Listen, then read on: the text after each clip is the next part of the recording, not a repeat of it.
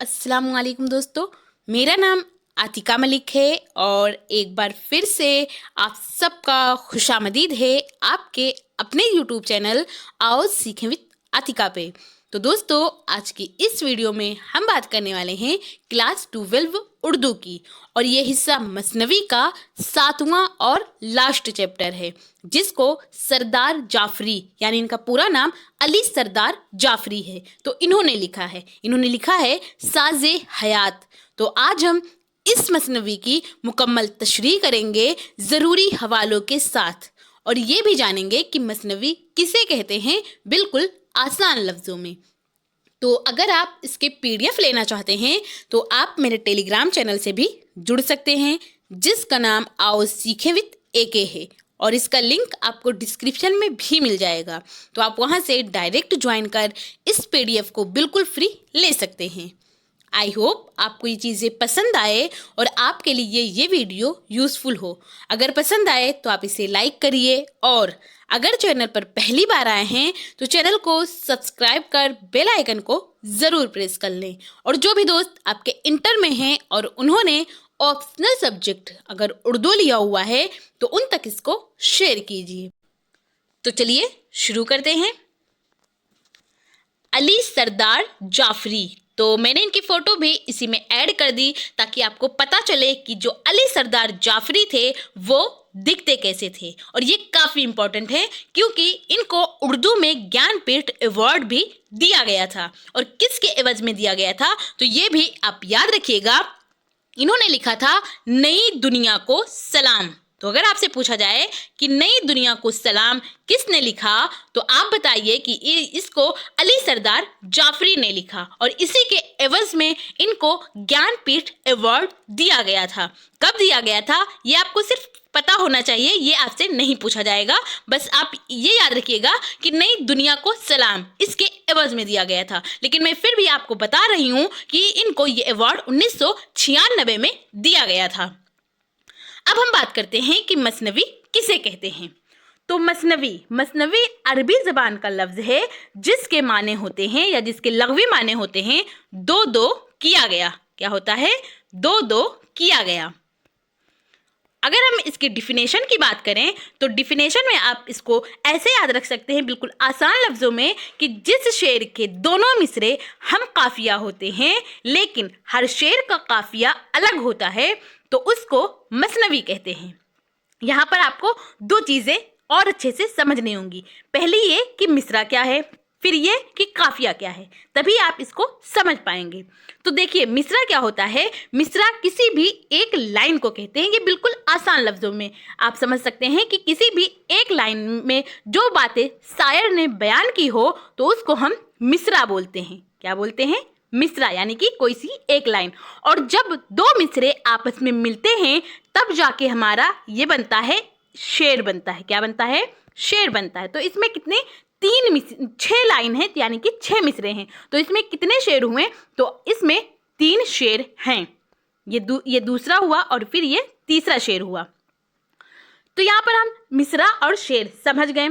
इसके बाद हम बात करते हैं काफिया क्या होता है। ये मैंने आपसे कम्युनिटी टैब पर भी ये सवाल आपसे पूछा है, तो आप बताइएगा वहाँ, ये क्योंकि ये आपके एग्जाम में पहले भी पूछा जा चुका है। तो काफिया किसे कहते हैं? काफिया जो होता है यानी ऐसे अल्फाज जो हम आवाज़ हों, ऐसे यानी कि मिलते जुलते अल्फाज आए तो उनको काफिया बोला जाता है। और काफिया जो है ये रदीफ से पहले आता है, अगर रदीफ हो तो। यहाँ पर लेकिन आप देखिए, रदीफ क्या होता है? जिसकी तकरार बार बार होती है। लेकिन यहाँ पर लास्ट में आपको क्या दिखेगा? सुरूर, और फिर आया है नूर।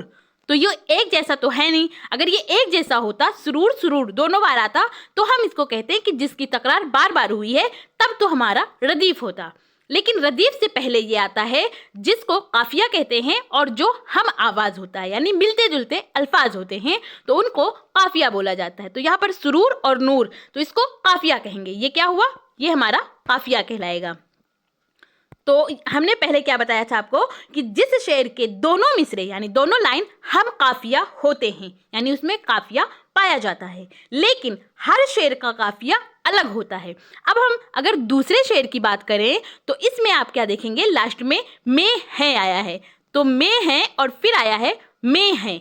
तो मैं है जिसकी तकरार बार बार होती है तो इसको रदीफ कहते हैं। क्या कहते हैं? रदीफ। तो रदीफ कभी पाया जाता है, कभी नहीं होता है, तो ये दोनों चीजें होती हैं। तो रदीफ, लेकिन रदीफ से पहले जो आता है इसको काफिया कहते हैं। जैसे यहाँ पर आया है पारो और आया है सारो। पारो सारो मिलते जुलते अल्फाज है, लेकिन ये सुरूर और नूर से बिल्कुल अलग है। तो ये काफिया होगा, लेकिन हर काफिया हर शेर में अलग अलग होगा। तो लेकिन गज़ल में ऐसा नहीं होता है। गज़ल में जो काफिया आएगा उसी से मिलते जुलते जितने भी अशआर होंगे गज़ल में, उन सब में उसी से रिलेटेड यानी मिलते जुलते अल्फाज यानी काफिया होंगे। और फिर अगर हम तीसरे शेर की बात करें तो तीसरे शेर में भी यहाँ पर क्या आया है? सितार और फिर आया है आबशार।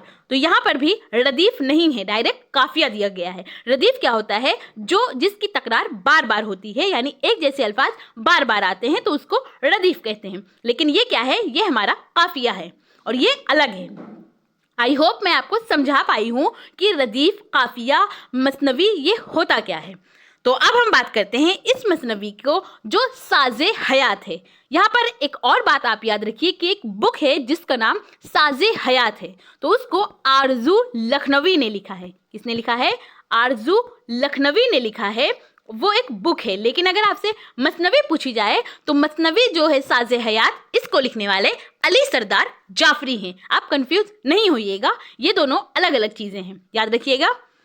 तो अब हम इस मसनवी को पढ़ते हैं कि इसमें इन्होंने कहा क्या है। इसका सबसे पहला जो शेर है उसमें इन्होंने कहा है कि अगर दिल में है आरजू का सुरूर तो है जिंदगी नगमा व रंग व नूर। दूसरे शेर में इन्होंने कहा है कि मसरत नहा संग पारों में है, फजाओं में है, शाख सारों में है। फिर इसके बाद अगला और तीसरा शेर है जो उसमें इन्होंने कहा है कि हवाएं बजाती हैं जिस दम सितार, पहाड़ों पे गाते हैं जब आबशार। तो यहाँ पर जो कुछ डिफिकल्ट अल्फाज आए हैं, पहले उनके मानों को समझ रहे हैं। तो यहाँ पर क्या आया है? एक लफ्ज आया है मसरत। मसरत के माने क्या होता है? मसरत कहते हैं खुशी को। और आरजू, आरजू क्या होता है? आरजू के माने तो आपको पता होगा, आरजू यानी जिसकी हम चाह करते हो, आरजू, तो वो आरजू होता है हमारा, हसरत। और फिर इसके बाद एक और लफ्ज आया है, क्या है? नहा। नहा, मसरत नहा। नहा के माने क्या होता है? नहा कहते हैं पोशीदा को, यानी छुपी हुई कोई चीज को क्या कहेंगे? नहा, पोशीदा, छुपी हुई चीज। मसरत नहा संग पारो। संग पारो के माने क्या होता है? तो संग पारे कहते हैं पत्थर के टुकड़े को। तो अब हम इसकी तशरीह करेंगे और तशरीह से पहले हवाला जानेंगे। तो हवाला में आप लिखिए, हवाला जिस तरह हिंदी में प्रसंग होता है, आपने हिंदी में जरूर पढ़ा होगा प्रसंग, उसी तरह उर्दू में जो नज्म होता है तो उसमें हवाला होता है। लेकिन अगर यहाँ पर नस्र होता तो नस्र में क्या होता है? सियाक व सबाक होता है। तो इसमें आप कंफ्यूज नहीं होइएगा, सियाक व सबाक और हवाला एक जैसे लिखे जाते हैं, यानी इसमें भी आपको यही बताना होता है कि ये कहाँ से लिया गया, इसको लिखने वाले कौन हैं। और हवाला में भी यही सारी चीज़ें होती हैं कि ये कहाँ से लिया गया और इसके जो लिखने वाले हैं, इसके शायर हैं, वो कौन हैं।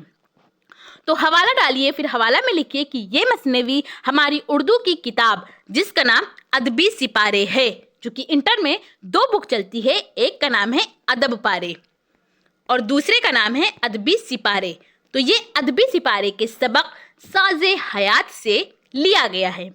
इसके तख्लीक यानी कि इसके शायर जो हैं उनका नाम है अली सरदार जाफरी। इसके बाद आप इसकी तशरीह करिए और ये जो हवाला हमने लिखाया है, ये अगर कोई सा भी अशआर दिया जाए आपसे, और एग्जाम में कभी 3 शेर दिए जाते हैं, 3 अशआर दिए जाते हैं और कभी 4 भी दिया जाता है, तो जितना आपसे पूछा जाए आप उसकी तशरीह करेंगे। क्योंकि मैंने सारे का कराया है, लेकिन 3-3 का सेट करा रही हूँ, 3-3 अशआर जिसमें है वो वाले मैं करा रही हूँ, लेकिन आगे आप उसको जोड़ सकते हैं। ये नहीं कि अगर बीच से आ गया तो हम कैसे लिखें, कंफ्यूज हुए, ऐसा नहीं होना है, क्योंकि हमने सारे पूरी मसनवी की पूरी तशरीह कराई हुई है आपको। तो आप तशरीह में लिखिए कि जाफरी कहते हैं कि अगर दिल में आरजुएं, तमन्नाएं हिचकोले मारती हों तो जिंदगी पर पुरमुसर्रत और पुरनूर हो जाती है, यानी खुशी से भर जाती है। खुशी हासिल करने की कोई मखसूस जगह नहीं है, वो पत्थरों, शाखों और फिजाओं में भी नजर आएगी। काश खुदा हमें वो नजर अता कर फरमाए जब हवाओं के झोंकों में आबशार की मानिंद आवाज पैदा होती है तो पहाड़ों पर झरने तराने गुनगुनाते हैं। तो खुशी हमको मिल सकती है, कोई एक मखसूस जगह नहीं होती है कि यहीं पे हमको खुशी मिलेगी। खुशी के लिए कोई जगह मुकर्रर नहीं होती है, बस आपको वो खुदा नजर अता करे कि आप देख पाएं, आप महसूस कर पाएं खुशी को। इसके बाद अगला बंद है और अगले बंद का यानी ये चौथा शेर है। इसमें इन्होंने कहा है कि हरे हो के जब लहलहाते हैं खेत, भरी धूप में जब चमकती है रेत, रेत बालू को कहते हैं, किरण फूटती है जब इफलाक से। इफलाक के माने क्या होता है? ये इफलाक जो है ये फलक की जमा है। फलक, फलक के माने आसमान होता है, तो इफलाक यानी कि कई आसमान। तो किरण फूटती है जब इफलाक से, निकलती हैं जब कोपले खाक से। खाक क्या होता है? मिट्टी को कहते हैं खाक। कोपले जो पौधा बनने से पहले जो एकदम छोटी सी निकलती हैं उनको कोपले बोली जाती हैं। उफक से उबलता है जब रंग व नूर, हवाओं में उड़ते हैं जिस दम त्यूर। त्यूर क्या होता है? ये तायर की जमा है। किसकी जमा है? तो ये तायर की जमा है। तायर की जमा त्यूर है। तायर के माने परिंदे होते हैं। तो इसका जो हवाला होगा वो पहले जैसे होगा, लेकिन तशरी अलग होगी। तो तशरी में आप लिखिए कि जाफरी कहते हैं कि जब खेत हरे होकर लहलहाने लगते हैं यानी झूमने लगते हैं और रेत दोपहर की धूप में चमकती है, जब आसमान से सुबह के वक्त सूरज की किरणें फूटती हैं और ज़मीन से कोपलें निकलती हैं, जब आसमान रंग व नूर से शराबोर हो जाता है और हवाओं में परिंदे परवाज भरने लगते हैं यानी कि उड़ने लगते हैं। इसके बाद अगला बंद है और अगले बंद में इन्होंने कहा है कि तू बजता है दिल में खुशी का रुबाब, तू नहीं बल्कि तो है, क्योंकि उर्दू में ऐसा होता है कि हम उसको कभी तो भी पढ़ते हैं कभी तू भी पढ़ते हैं। तो यहाँ पर क्या पढ़ेंगे कि तो बजता है दिल में खुशी का रुबाब, मसर्रत पिलाती है आकर शराब। मसर्रत यानी कि खुशी की बात हो रही है। ये दरिया, ये वादी, सहरा, ये फूल, मसर्रत ने भेजे हैं अपने रसूल। कोई शय नहीं है जहां में हकीर। हकीर किसको कहते हैं? हकीर के माने होता है जलील या कमतर, भी आप इसको समझ सकते हैं। कमतर भी कहते हैं और जलील कहते हैं किसको? हकीर को। नीच, हकीर आपने सुना होगा। इसके बाद अगला है कि लबों का तबस्सुम। तबस्सुम आप में से किसी का नाम भी हो सकता है। तो तबस्सुम जो होता है, तबस्सुम कहते हैं मुस्कुराहट को। किसको? मुस्कुराहट को। तो अब हम इसकी तशरीह करते हैं और तशरीह में आप लिखिए कि जाफरी कहते हैं कि तब दिल खुशी से लबरेज हो जाता है यानी कि भर जाता है और मसरत के आलम में हम मखमूर हो जाते हैं। ये नदियाँ, ये वादी और ये जंगल व रेगिस्तान, ये सब मसरतों के पैगाम पर हैं। होठों के मुस्कुराहट हो या देखने का अंदाज, दुनिया में कोई भी चीज़ हकीर व जलील नहीं है। कोई भी चीज़ छोटी या कमतर नहीं है। इसके बाद अगला बंद है और अगले बंद में इन्होंने कहा है कि ये शबनम, आप में से शबनम भी कई हो सकती हैं, इसमें इस वीडियो को भी सुन रही हूँ, इंटर में पढ़ रही हूँ, उनका नाम भी शबनम हो सकता है। तो मैं आपको बताऊं कि शबनम के माने क्या होता है। शबनम कहते हैं ओस को, जो सुबह के वक्त बूंदें पड़ती हैं घासों पर और पेड़ों पर, पौधों पर। अगर आप गार्डन में जाएंगे सुबह के वक्त तो आप देखेंगे बूंदें पड़ी होंगी, अगर बारिश नहीं होगी फिर भी, तो उसको ओस कहते हैं। वो काफ़ी चमकती हैं, लेकिन जब सूरज की किरणें पड़ती हैं तो वो सारी की सारी क्या हो जाती हैं? गायब हो जाती हैं। ये शबनम के कतरे, खस व खार। खस के माने क्या होता है? खस व खार। खस कहते हैं घास को और खार कहते हैं फूस को। तो घास व फूस। फिर इसके बाद है कि ये ढलती हुई धूप दीवार पर, ये शाखों में हंसती हुई पत्तियां, ये पानी के चश्मे, ये पगडंडियां, ये मकड़ी के जाले, ये चांदी के तार, ये पेड़ों की गर्दन में फूलों के हार। तो इसकी आप तशरीह करिए और तशरीह में लिखिए कि जाफरी कहते हैं कि घास और फूस पर, ये ओस के कतरे और दर व दीवार पर ढलती हुई धूप, ये शाखों पर हंसने वाली पत्तियां, ये पानी के सोते और ये पगडंडियां, ये मकड़ी के जाले जो चांदी के तारों की मानिंद लगते हैं, और दरख्तों पर लगे हुए खूबसूरत फूल, ये सब खुशी का सबब बन सकते हैं। इसके बाद अगला बंद है, और अगले बंद में इन्होंने कहा है, अगला और ये लास्ट भी है, इसमें इन्होंने कहा है कि ये आंधी से, तूफान से कम नहीं, समंदर के हेजान से कम नहीं, इन्हें सबसे मिलकर बनी है हयात। हयात कहते हैं जिंदगी को। हयात के माने क्या होता है? जिंदगी। ये साँचे हैं जिनमें ढली है हयात। तो इसकी आप तशरीह करिए, और तशरीह में लिखिए कि जाफरी कहते हैं, यानी कि अली सरदार जाफरी, ये इनका पूरा नाम है। तो अली सरदार जाफरी कहते हैं कि आखिर की ये सब चीज़ें आंधी, तूफान और समंदर के हेजान से कम नहीं हैं। जिंदगी इन सभी चीज़ों से मिलकर निखरी है। ये अशिया यानी ये सारे सामान एक किस्म के सांचे हैं जिनमें जिंदगी ढलकर मुख्तलिफ शक्लें इख्तियार कर लेती हैं। तो बाहर काफ़ी गोले भी दगाए जा रहे हैं, पता नहीं क्यों, जिसकी आवाज़ आप तक भी पहुंच रही होगी, लेकिन फिर भी हम लोगों ने इसको कंप्लीट कर लिया। तो इस तरह आज हम लोगों ने जाना कि जो साज़े हयात है, जिसको अली सरदार जाफरी ने लिखा है, जो कि एक मसनवी है, तो उसकी मुकम्मल तशरीह हमें कैसे करनी है ज़रूरी हवालों के साथ। और ये भी जाना कि मसनवी किसे कहते हैं, बिल्कुल आसान लफ्ज़ों में। तो अगर आप इसकी PDF लेना चाहते हैं तो आप मेरे टेलीग्राम चैनल से भी जुड़ सकते हैं, जिसका नाम आओ सीखें विद AK है, और इसका लिंक आपको डिस्क्रिप्शन में भी मिल जाएगा। तो आप वहां से डायरेक्ट ज्वाइन कर इस PDF को बिल्कुल फ्री ले सकते हैं। आई होप आपको ये चीज़ें पसंद आई हो और आपके लिए ये वीडियो यूज़फुल हो।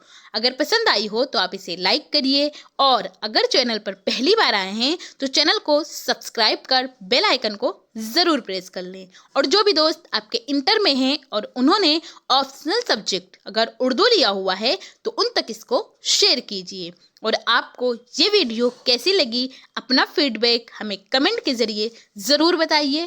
Thank you. हमेशा खुश रहिए।